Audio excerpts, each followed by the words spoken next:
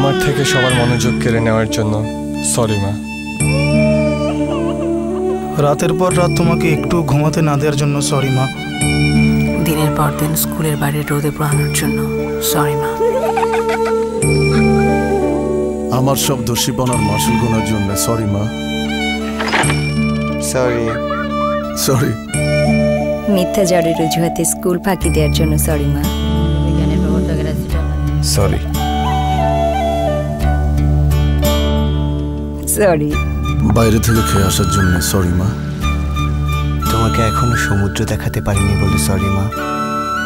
বছরের প্রতিটি দিন তোমাকে বলতে পারিনি কত ভালোবাসি, সরি মা। সরি মা।